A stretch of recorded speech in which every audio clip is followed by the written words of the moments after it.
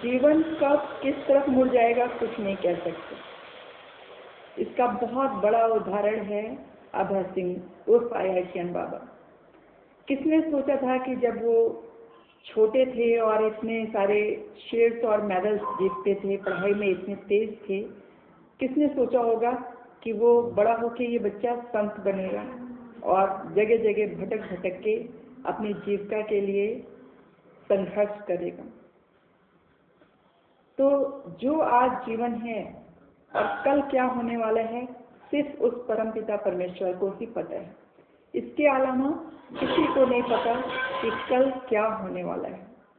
इसलिए हमको जितना भी जिंदगी मिली है, जितना भी टाइम मिला है, चाहे वो हमारे बच्चे क्यों ना हों या फिर आसपास के हमारे साथी दोस्त, हमसे अच्छे बोलने वाले या फिर हमसे बुरे बोलने वाले, हमको हमेशा इस चीज़ का ध्यान रखना पड़ेगा कि ये परमानेंट नहीं है, कुछ भी स्थिर नहीं है। मालूम हम सबको है लेकिन हम उसको फॉलो ही नहीं करते।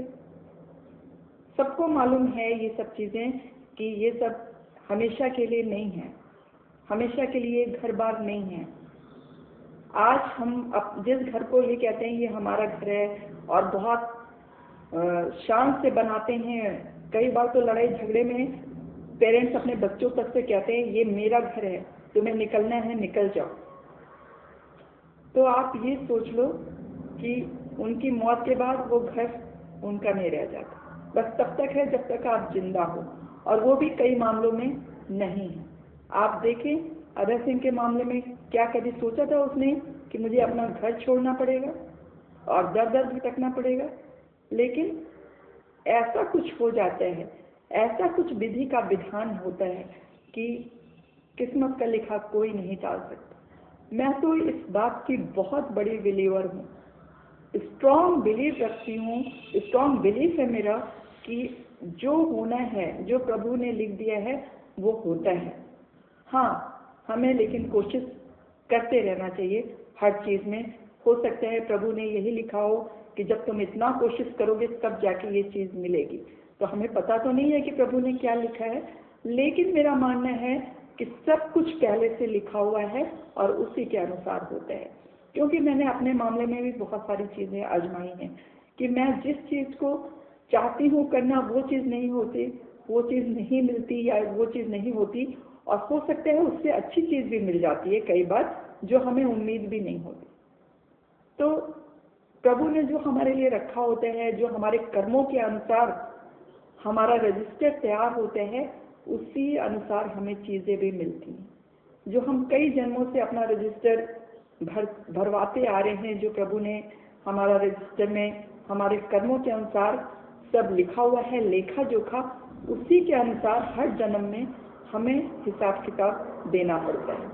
चाहे वो अच्छे कर्म हो तो अच्छा फल मिलता है अच्छे फल के रूप में, बुरा कर्म हो तो बुरे फल के रूप में मिलता है। कई बार हम ये सोचते हैं कि हम तो इतना अच्छा अच्छा काम कर रहे हैं लेकिन हमारे साथ बुरा क्यों होता है, और अगला बंदा तो हमेशा इतना बुरा बुरा काम करते हैं फिर भी उसके साथ बहुत अच्छा अच्छा होता है। ऐसा कई बार होता है ना। हम अपने मन में ये सोचते हैं, अरे कई अच्छे लोगों को भी देखते हैं कि वो तो बहुत पूजा पाठ करते हैं और बहुत धर्म कर्म करते हैं, फिर भी उनके साथ बहुत बुरा बुरा हो जाता है। और बहुत सारे लोग बहुत बुरे होते हैं, बहुत झूठ फरेब करते हैं, बहुत लोगों के साथ गद्दारी करते हैं, बदतमीजी करते हैं, बदमाशी करते हैं, धोखाधड़ी करते हैं, फिर भी उनके साथ बहुत अच्छा होता है। तो भाई ये इस जन्म का कर्म नहीं होता है।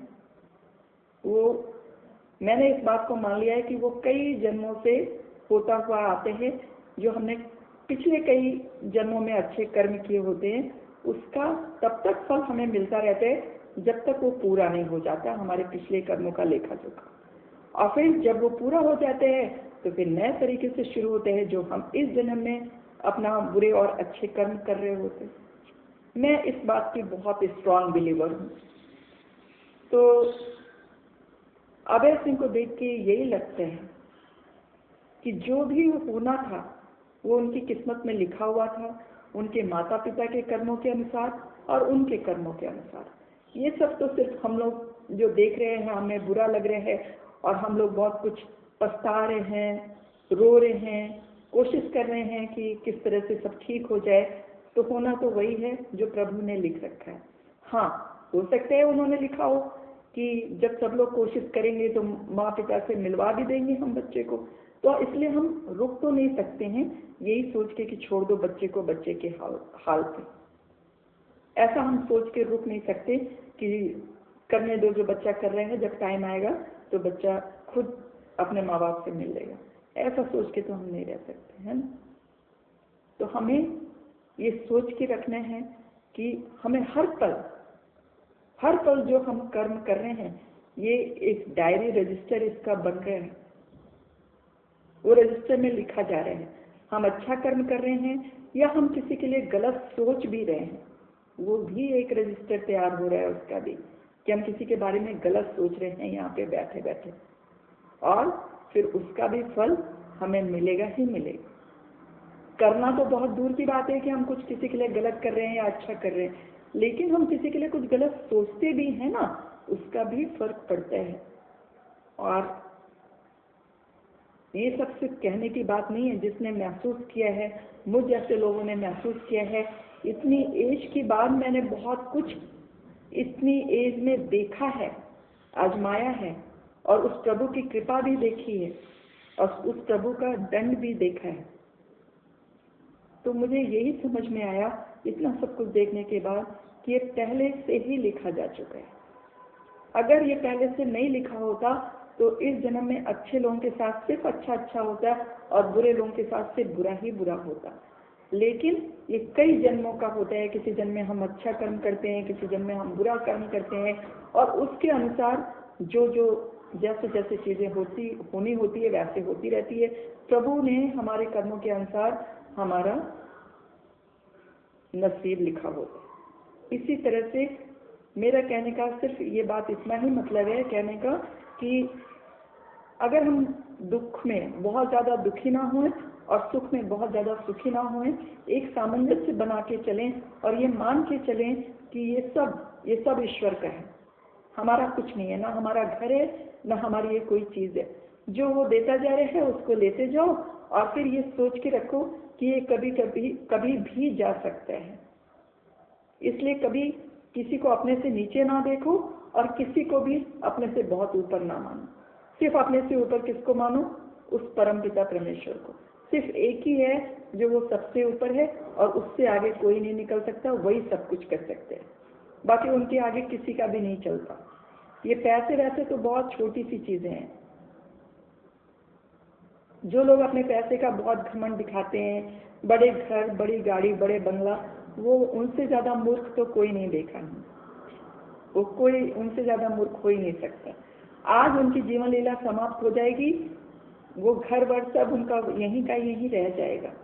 सिर्फ वो कर्म उनके साथ जाएंगे जो कि उनके नेक्स्ट बर्थ में भी काम आएंगे। जो वो अच्छा कर्म करके यहाँ से जाएंगे, जब वो नेक्स्ट बर्थ लेंगे फिर उनको वो उसी तरह की चीजें मिलेंगी। अच्छे कर्म किए होंगे तो फिर से वो अच्छी लाइफ जिएंगे, बुरे कर्म किए होंगे तो फिर से वो चक्र बुरा वाला चलता रहेगा। मैं इस चीज की बहुत स्ट्रांग बिलीवर, मुझे बहुत स्ट्रांग बिलीफ है इस चीज में कि ये चीज होती ही होती है।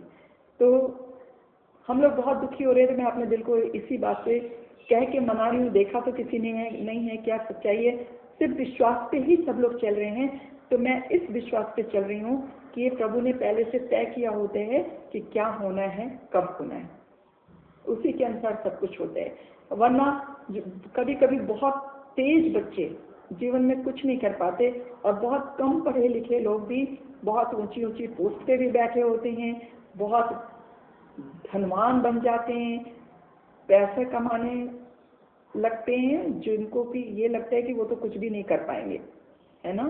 तो मैं इस बात को बहुत मजबूती से मानती हूँ कि प्रभु ने जो लिखा होता है वो होके रहते हैं। तो अभय सिंह के मामले में भी ज्यादा दुखी होने की जरूरत इसलिए नहीं होती। मैं अपने मन को इसलिए समझा रही हूँ कि ज्यादा दुखी मत हो सब लोग जो भी दुखी हैं, माताएं मेरी तरह। तो अब मैं इस निष्कर्ष पे ही पहुंच चुकी हूँ कि प्रभु ने ये नियति कर रखी थी कि भाई ऐसे ही होना था उनके साथ, वो तो इसीलिए घर का माहौल ऐसा बनाया और इसीलिए ये सब चीज़ें होती गई। और अब प्रभु जैसा चाहेंगे, जैसा लिखा होगा वैसे ही होगा, लेकिन हम लोग अपनी तरफ से सिर्फ जो हमारे कर्म हैं वो अच्छे कर्म करते रहें, कोशिश करते रहें कि उनके लिए हम क्या अच्छा कर सकते हैं, क्या अच्छा सोच सकते हैं। बस जो हमारे हाथ में है हम उतना ही कर सकते हैं। और यही कहना था मुझे। बहुत दिल कभी कभी दुखी होता है तो ऐसा लगता है अपने मन में जो बात आ रही है वो आप लोग से कर लें। किसी को जिसको सुनना होता है, किसी को नहीं भी सुनना होता है, सोचते हैं कि क्या बैठ के बोल रही है, लेकिन अपनी बात कह देने से दिल हल्का होते हैं। और जो मेरे दिमाग में आते हैं, जो मेरे दिल में आते हैं, जो बात दिल पे बहुत बोझ जैसी लगती है, वो बात जब मैं आप लोगों से कह देती हूँ तो काफ़ी सुकून मिलता है, सुकून मिलता है ना। तो इसी के साथ सभी को राम राम, हर हर महादेव। सब लोग अपना ध्यान रखें और इसी तरह से अपनी अपनी प्रतिक्रिया भी देते रहें और हम लोग आपस में बात करते रहें तो बहुत सारी चीज़ों का निष्कर्ष भी निकलेगा, और नहीं निकलेगा तो सब एक दूसरे से जुड़े तो रहेंगे इसी बहाने, है ना। थैंक यू वेरी मच मुझे सुनने के लिए। बस।